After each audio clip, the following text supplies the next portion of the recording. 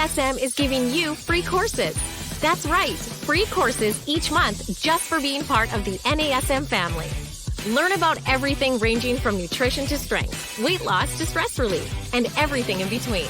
Click the link in the bio for information and to claim your free course before they're gone.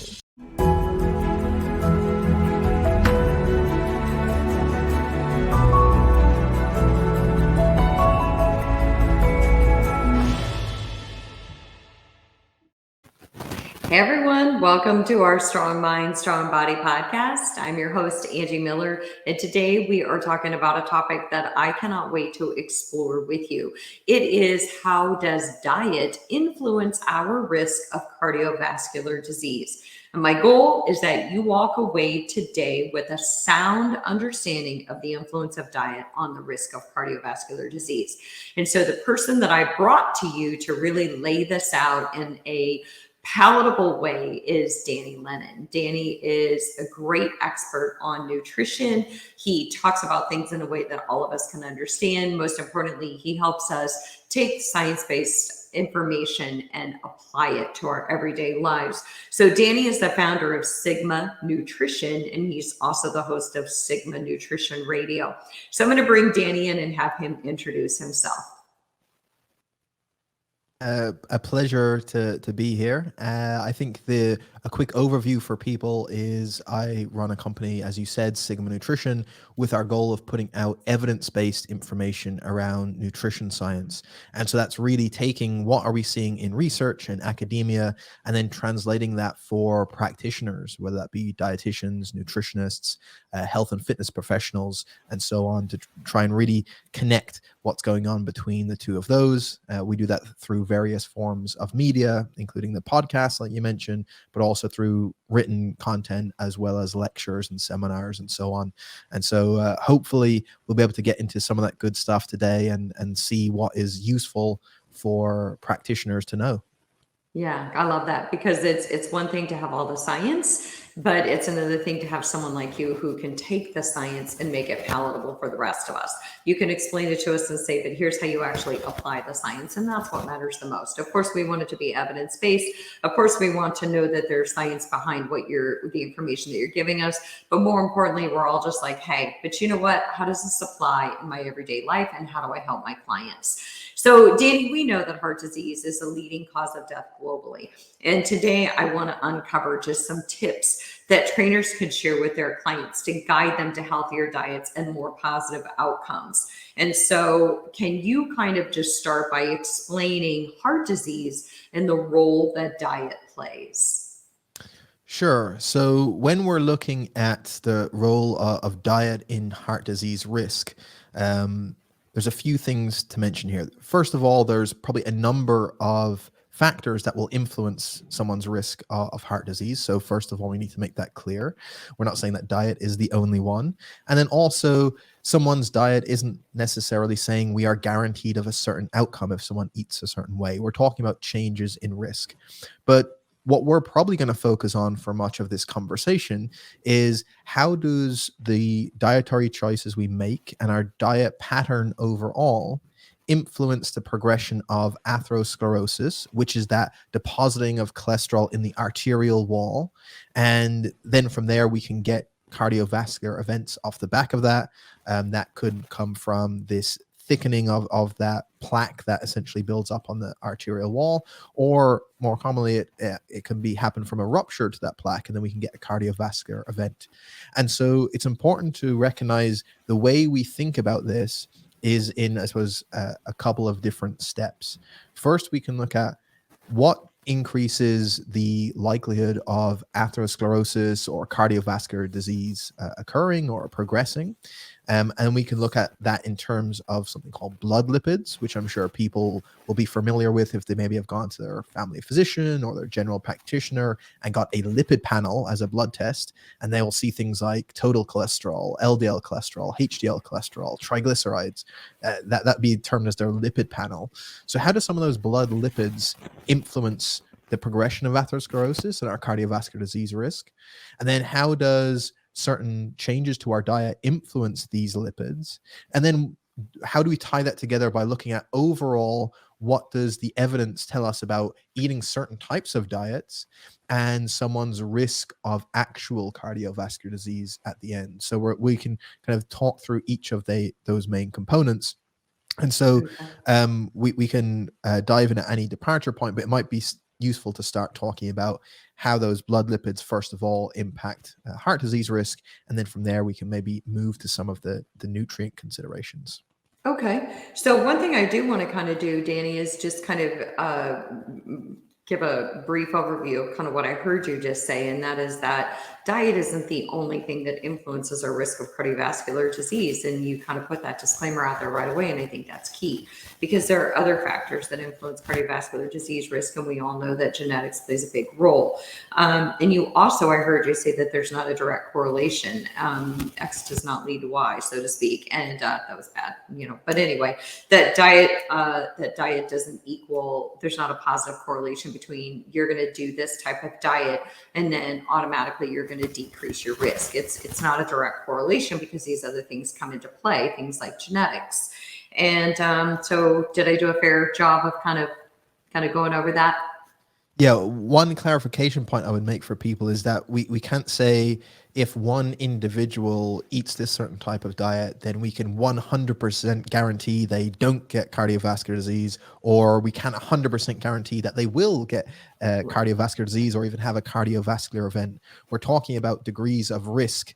And we can change that risk based on these dietary changes. But we certainly know then at a population-wide level, if we change these dietary patterns, we do see direct impacts on some of these cardiovascular events. And certainly there are definitely dietary changes that people can make right now that will change their risk of developing atherosclerosis and having cardiovascular disease at a later time point. And so our goal is, how do we eat in a way and how do we live in a way that we minimize that risk as much as possible? And there's certainly things that we can do on that front. Okay, well then let's depart where you want to depart. So let's start with what you think would be the most helpful way to kind of give us an understanding of the types of diet and healthy lifestyle changes we can make to mitigate our risk, because really that's what matters most. So let's go where you are. Sure. So I think what is most important to this conversation around diet, as we will see for a reason that makes sense, is to look at this progression of atherosclerosis. So this buildup of plaque in the arterial wall and this depositing of cholesterol within the arterial wall. And how does that develop? And what are the maybe dietary influences of that? First of all, there's a few things that are tied into this whole process of atherosclerosis. And we're not trying to oversimplify here because there are other things like inflammation, for example, that could play a role. What is most important for this discussion today is that we know that certain types of particles that are related to blood lipids, as we'll explain in a moment, have a causal role in atherosclerosis, meaning that this is a very strong connection between this. Is not just simply a correlation, that we know that certain blood lipids are in that causal pathway to lead to atherosclerosis. So let's go back to that lipid panel I mentioned a few moments ago. And we have our total cholesterol, our LDL cholesterol, our HDL cholesterol. What are those measuring? They are measuring the cholesterol content of certain particles that are going around in our bloodstream. So for example, if we look at LDL cholesterol, and that's the main thing we're going to focus on today, because in terms of risk, LDL cholesterol, or people may have seen that term bad cholesterol, is the one that is going to correlate most to risk as opposed to total cholesterol or even HDL cholesterol. And so with LDL cholesterol, what that is actually measuring is the amount of cholesterol inside a particle called a low density lipoprotein. So that's where we get LDL, low density lipoprotein. And so LDL cholesterol is how much cholesterol is inside of that particle.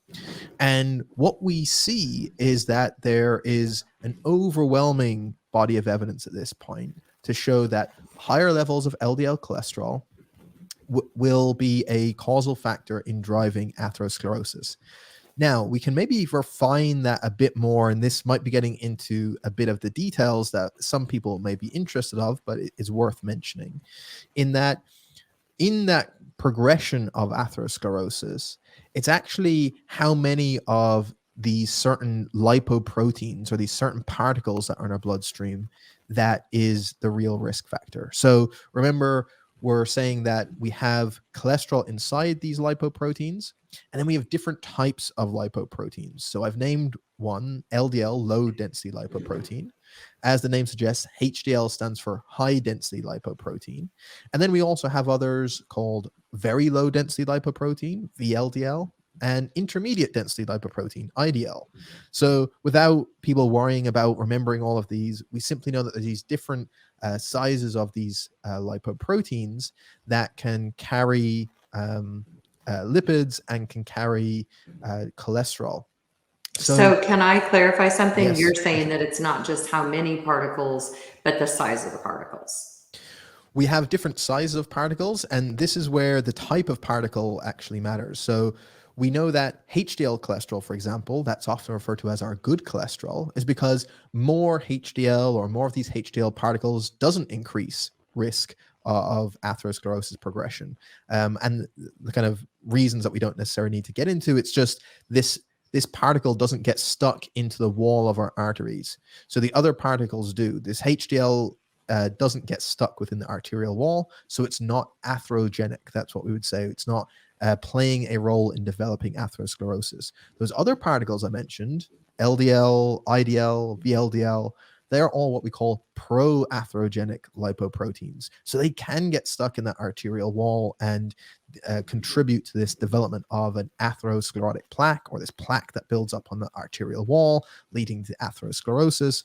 And so the amount of those types of atherogenic lipoproteins relates to the risk of developing cardiovascular disease. So we know that there's a few different things going on, but for simplicity, the reason why we look at something like LDL cholesterol, for example, is this is measuring the amount of cholesterol within those low density lipoproteins. And in the majority of people in the population, so probably around 75 to 80% of people, if you have a high LDL cholesterol, then you're going to have a high amount of these atherogenic lipoproteins going around. And so you're at higher risk of developing atherosclerosis. It's going to lead to atherosclerosis progression. In a small amount of people, there might be disagreement between those numbers. In other words, that they might have a test that shows normal LDL cholesterol, but they have a lot of particles, or vice versa. But again, that's a smaller amount of people, and their doctor will probably be doing more testing with them in cases where it's warranted, hopefully. But in general, we can see that LDL particles and certainly LDL cholesterol are implicated in this progression of atherosclerosis. So all of that is to say, the only thing we really need to remember here is that if someone has a really elevated LDL cholesterol, and certainly if they have an elevated number of these atherogenic lipoproteins, then that is causal in atherosclerosis progression. And so therefore that's a problem. And so what we're going to look at is, well, what dietary changes would lead to someone's LDL cholesterol going up really high, or their LDL cholesterol going from high and coming back down? And they might be some of the changes that we would look at from a diet standpoint. And so how we're really influencing that end risk of cardiovascular disease is we're changing some of these lipoproteins, and therefore the cholesterol content of the lipoproteins that can then get stuck in this arterial wall. So hopefully that is starting to make some degree of sense. Right. It definitely does. And so I'm talking to Danny Lennon, and Danny is the founder of Sigma Nutrition, and he's the host of Sigma Nutrition Radio. And our topic today is, how does diet influence our risk of cardiovascular disease? And Danny, you started out by what I think is a perfect starting point, and that is to talk about the progression of atherosclerosis. And you mentioned that inflammation plays a role, but that there are certain types of particles that have a causal role leading to atherosclerosis. And we all know HDL is the healthy cholesterol, but the other ones, LDL, VLDL, and IDL, do contribute to plaque. And so what I hear you say is that once we kind of understand what are those causal factors and that leads to atherosclerosis, what can we do? How can we come in here and say, okay, how can we navigate our diet to not increase our risk, to not increase our LDL and those things that might ultimately lead to atherosclerosis. How was that for synopsis? Yeah, absolutely perfect. And I think that actually sets us up perfectly to start thinking through, well, what are those dietary components that Yeah. influence those blood lipids negatively? Probably what the best place to start, and by far the most important to consider from a dietary perspective, is the total amount of saturated fat in the diet is going to be connected to the levels of LDL cholesterol we typically see within someone's serum. So, for example, if you take someone who has a very high saturated fat intake relative to people at lower intakes, then you are going to more likely see elevated LDL cholesterol, and therefore they are at higher risk of heart disease. And so then the question becomes, well, what do we mean by high and what do we mean by low? So we know from dietary guidelines, all typically recommend to keep saturated fat intake less than 10% of your total daily calories. And so in a moment, we can kind of give some examples of what that might look like in practice. But we have a kind of very clear recommendation of total saturated fat should be 10% of your calories or less per day. When we start to see intakes in research of somewhere like 16%, 18%, or certainly when it gets beyond that higher intake, and you compare that to lower intakes of saturated fat, then you see these stark differences both in those blood lipids and LDL cholesterol, but also actually in heart disease events and mortality. And so we have this very, very strong body of evidence that all converges on the kind of same conclusion that very high intakes of saturated fat, particularly over long periods of time, have this significant impact on atherosclerosis development, and therefore significantly increasing risk of cardiovascular events and cardiovascular mortality. And so the main takeaway from that first piece is then we want to make sure that the amount of saturated fat in the diet is below those intakes that we typically see recommended. So like I said, most dietary guidelines will suggest 10% of calories per day or less. You might see some cases where if someone has previously had a cardiovascular event or is at very high risk or has very high blood lipids, they might even be recommended to keep theirs lower than that, less than 7%, for example. But typically the number for the general population is keep intake 10% of calories or less, is going to keep that risk of cardiovascular disease lower. But when you get very high saturated fat intakes, you are at higher risk because of its impact on LDL cholesterol. So with that, then the question is, well, what are we talking about with saturated fat? What are sources of saturated fat? What foods? Thank you. Do we need That's to where I was translate going to to? go. I was like, Right. okay, well, give us the biggest culprits then. Right. So one of the easiest ways and a good heuristic for people to think of is typically when we look at a lot of animal-based sources of fat, they tend to be high in saturated fat. So fatty cuts of meat, for example, tend to be a significant contributor to saturated fat intake within the population. And so that's why typically leaner cuts of meat are preferable to fattier cuts of meat because you're reducing that saturated fat intake significantly. Butter is probably one of the biggest offenders in terms of raising LDL cholesterol because it's a very isolated source of saturated fat, and because of the types of saturated fat also seems to have this really strong impact on raising LDL cholesterol relative to other foods, even relative to other dairy foods that are full fat. So butter is another significant contributor. And then also a lot of ultra processed foods that are high in fat typically can be contributors here, especially in the general population when intakes of these foods are high. So if you think of things like ice cream and chocolate and donuts and so on, they are all high fat foods and have a significant amount of saturated fat in them. I think, unfortunately, people just tend to think of those as carbs, they do indeed have a lot of sugar and therefore carbohydrate content. But one of the problems with them is they have a lot of dietary fat as well and a lot of saturated fat. And so that combination is also what makes them very pleasurable, but also very calorie dense. And so those would be the types of foods where we're getting most of that saturated fat intake from. And one important point that I will mention, and we can discuss this more, is that what we've learned in more recent decades around this is that when we're saying to limit saturated fat, we're actually not talking about the total amount of fat in your diet. So whereas before it was, we would think more globally about the total amount of fat, it really is saturated fat that tends to be the problem. And so that means that someone could have a higher fat intake in their diet if they do prefer a higher fat intake. So some people prefer to have lower carbohydrate and higher fat intakes, and you can actually do that and have a very healthful dietary pattern, but with the caveat that you're actually keeping saturated fat intake low, and most of your sources of fat would be from unsaturated sources.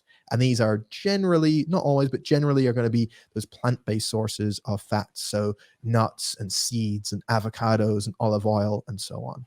So that's an important distinguisher. All right. So, Danny, I want to reintroduce you because you were just really giving us some amazing insight. So I'm talking to Danny Lennon. He is the founder of Sigma Nutrition, and he is also the host of Sigma Nutrition Radio. And our topic today is how does diet influence our risk of cardiovascular disease? And Danny started out talking about the progression of atherosclerosis and what kind of leads to higher levels of LDL and VLDL and IDL. And now we are moving into what is the biggest culprit? What is like the game changer when it comes to increasing when it comes to increasing our LDL levels and those risk factors toward atherosclerosis. And Danny, you're talking about saturated fat, hands down. And in fact, the last thing, Danny, you said is it's not that we can't necessarily have a high fat diet. We just can't have a high saturated fat diet. And you said less than 10% for most of us, and those of us who have a really high risk factor, less than 7% possibly. And the animal sources, like the fatty cuts of meat, butter, which I grew up on butter. My mom grew up on a farm. Ultra processed foods, like no more ding dongs. Okay. Ice cream, which really breaks my heart. Significant, those are significant sources of saturated fat. How'd I do? Yeah, absolutely perfect. And I would add that it's, I'm certainly not telling people that they can never consume these foods again. Yes. That's actually the opposite of what we want. Everybody's like, I'm done listening. No, you can certainly, and I think it's actually helpful that we have room in our diets for foods that we enjoy just for the pleasure of eating them. But it is just about the dose of those and the frequency which we consume them. That's why we have these kind of like 10% of calories as opposed to 0%, that there is a certain intake that we can have. And what we're talking about is the average intake in your diet over time. So we're looking at your pattern, your dietary pattern over a long period of time is what matters, not what you eat in one specific meal. Right. You can have that birthday cake and you can have your ice cream too. So, Danny, we kind of launched with the progression of atherosclerosis and we went into, the big culprit, which is saturated fat. I kind of want to know, where do you want to go next in deep diving into this? Do you want to talk about saturated fats to polyunsaturated fats? Because you started to kind of get into that type of plant-based diet or Mediterranean diet, if you will. Sure. So if we kind of pull it back, and we've talked about that there's these macronutrients in our diet: protein, carbohydrates, and fat.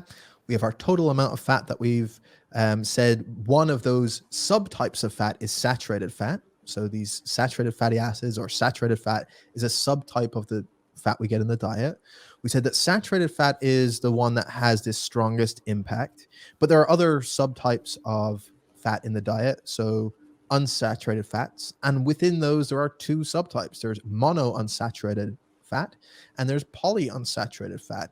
Now, one of the things that is important to understand about nutrition, and particularly with nutrition research, is when we're talking about changing the level of a nutrient in the diet. So in this case, we're talking about having higher or lower levels of saturated fat. When we make those changes, we don't just change that in isolation, because that has to get replaced by something, right? So if we lower the amount of saturated fat in someone's diet, the question is not just, is it now lower and what impacts that have? Well, it depends on what we replace that with. So depending on what nutrient and therefore what foods replace that, has differential impacts, particularly when we're looking at LDL cholesterol. So if we're taking a situation where, let's say, someone does actively want to reduce their LDL cholesterol levels, maybe it's borderline high, maybe it's actually gone high, maybe they've been advised that they need to bring it down, and there is a kind of hierarchy of replacement that we see in research of what has that strongest lipid lowering effect. So what has the strongest reduction on LDL cholesterol levels. So when we take out saturated fat, let's say we start reducing that intake. So we cut down on those fatty cuts of meat, cut down on butter intake, get that intake down to those recommended levels we've just mentioned of, say, 10% or less. And again, not everyone has to work this out, but we'll be thinking of moving it towards that direction by making these food choices. Now, if we were to replace that with foods that are sources of polyunsaturated fats, that seems to have the lowest, or has the best LDL cholesterol lowering impact. And so we can replace it with these unsaturated sources of fat. And so that's where you typically see benefits for, like you said, if you're consuming some of these plant-based sources of fats instead of the fat sources that you're getting from fatty cuts of meat or butter and so on, you're going to see this biggest LDL cholesterol reduction. You then also can see reductions from the other types of subfats, those monounsaturated fats that you might get from other, again, plant fat sources like avocados as an example. You can also get it from maybe very high fiber foods. So again, this would be other types of fruits, vegetables, whole grains that have a high fiber content. But if you just took out some saturated fat and replaced it with refined sugar and refined carbohydrate, you actually don't see any risk reduction. So it does matter what you replace it with. So you can't just say, I'm reducing my saturated fat intake and now I'm going to replace all with sugar. It won't have the benefit that we're looking for. So that's why the easiest way to do this is, let's pull it back to something really practical. Let's pull it back to food-based interventions instead of keep thinking about these nutrients in isolation. So we know these food groups that are typically the highest saturated fat content that we've mentioned already. We're going to try and be more moderate with those and reduce the amount of those in the diet. And now instead, we're going to advise people to get their fat sources from things like nuts and seeds and extra virgin olive oil and avocados and fatty fish like salmon or mackerel. And through that, they can have plenty of fat in the diet, and these are all can contribute positively to the diet. They can provide those nutrients and so on, and you're probably going to get this reduction in LDL cholesterol from those. And at the same time, we also know that there's a benefit to increasing fiber intake in relation to blood lipids potentially as well. And so increased fiber intake, again, if we're thinking of that in food-based interventions, we're talking about increasing the intake of whole grains as opposed to refined grains, including more fruits and vegetables because they contain fiber, and avoiding things that are very low in fiber. So the overall dietary pattern increases in fiber can have a positive impact too. So again, it's about overall dietary change. Yeah, and not to mention that we both know that if you're eating more avocados and high fiber foods like fruits and vegetables, if you're eating more nuts and seeds and fatty fish, you feel more satiated, you have more energy, you feel better. And so what I really hear you say is, if we know that saturated fat is a big culprit, it's not enough just to say cut back on your saturated fat. It's more about saying, what can you add to your diet? And it goes back to that, what can I add instead of get rid of? So if I'm going to add more avocados than nuts and seeds and fatty fish, then I'm not going to probably crave those saturated fats anymore. It just goes to say that I'm going to feel fuller, I'm going to feel better and healthier, right? That's exactly it. It's thinking about in terms of overall food groups and overall average diet and where we're getting our food sources from. And then once we know what those are, then seeing, okay, how can I include more of these beneficial things that I know are good? And again, some of these changes might sound relatively simplistic, but we know from data looking at the diet of the general population that the vast majority of Americans massively underconsume fruits, massively underconsume vegetables, massively underconsume dietary fiber. And so shifting in that direction will get all those beneficial things as well. And we also then will shift away from the high sources of saturated fat. And then when we're counseling clients around good quality sources of fat in their diet, we'll be talking about those unsaturated fat sources. And as a general heuristic, that often tends to be more skewed towards those plant-based sources of fats as opposed to animal-based sources of fat. So they'd be some things to bear in mind. Okay. So I'm talking to Danny Lennon, and he is the founder of Sigma Nutrition, and he also has his own radio show called Sigma Nutrition Radio. So we're talking about the impact of diet on risk of cardiovascular disease. So when we are talking about those polyunsaturated fats and replacing saturated fats with polyunsaturated fats, is there anything else that you want to cover on this topic, like any other types of good sources of polyunsaturated fats besides the nuts, the seeds, the high fiber foods, the fatty fish? Anything else that you want to throw out there?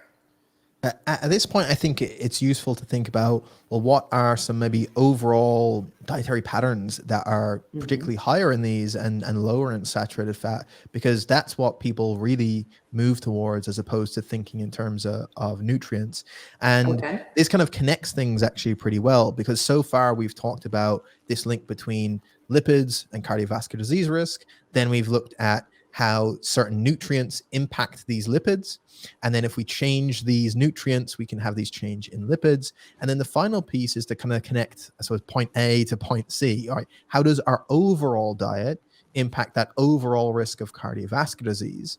And we know it's going to do it through this impact on blood lipids, but overall, we can look at these patterns. And some of the ones that we have some of the best data for is unsurprising, because we have good data on this for many outcomes. So for example, a Mediterranean diet that we know has, if we look at this across a number of outcomes, we typically see benefit. One of those is lower cardiovascular disease risk. And if we think of why that might be, again, it fits in with everything we've just said.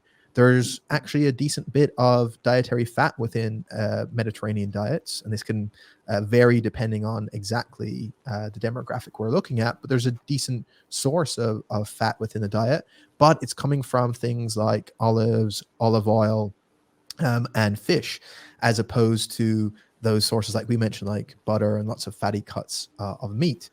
And so by nature, we see on average these types of diets come in at around 6 to 9% of their calories from saturated fat on average. So again, that actually fits within the guidelines, and that's why they're there for a reason. So we're not saying people have to go and worry about, well, what is 10% of my calories and what is that in saturated fat? And now I need to track my saturated fat. We actually know what types of overall patterns correlate to those based on those food choices. So that's one thing I'd say. The other thing that we maybe haven't mentioned in relation to nutrients that could be important here, that goes beyond fat, is the amount of added sugars within the diet. We also know is an impact. So we briefly mentioned that if you reduce saturated fat intake, but you just replace that with added sugars, you actually don't see that risk reduction. You actually see the same impact. And that's because we know that very high intakes of added sugars within the diet tend to correlate with that higher increase in cardiovascular disease risk.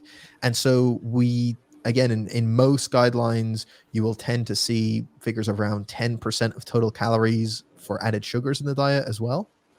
And so if we translate that again to food-based interventions, that is one of the reasons why we're looking at more minimally processed foods or whole foods as the base for the diet. And then more ultra-processed foods that have lots of added sugars to them will play a minority role. So we'll have them in a smaller frequency or smaller amounts and have it just for enjoyment, but they don't make up a large portion of the diet because they also factor into disease risk. So we know that the type of fat matters. We're going for more unsaturated fat rather than saturated fat.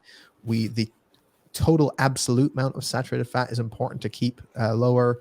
We know that taking that out of the diet and replacing it with polyunsaturated fat has a big impact, or replacing it with monounsaturated fats or even more complex high fiber carbohydrates has a benefit, but also that there's a problem with high intakes of added sugar from this cardiovascular disease perspective as well. So I think that all hopefully connects some of the things that we've discussed together. Yeah, I absolutely think it does. I think that the final piece is absolutely, instead of just, lower saturated fat, increase polyunsaturated fat. When you say Mediterranean diet, people can actually look that up and say, okay, these are some things that would fall into a Mediterranean diet, aside from the nuts and the seeds and avocados and that type of thing. But also, I think that it really was worth mentioning about the added sugar in our diet, because that has a high correlation to our increased risk of cardiovascular disease. And you also mentioned no more than 10%. And I don't think that people realize how much hidden sugar is in the foods that we eat, and that really comes from those processed foods. So I'm really glad that you kind of gave us that final piece of the puzzle. So Danny, is there anything else that you kind of want to leave us with in terms of diet and risk of cardiovascular disease? Is there anything that you think that we might have missed that you want to kind of throw out there?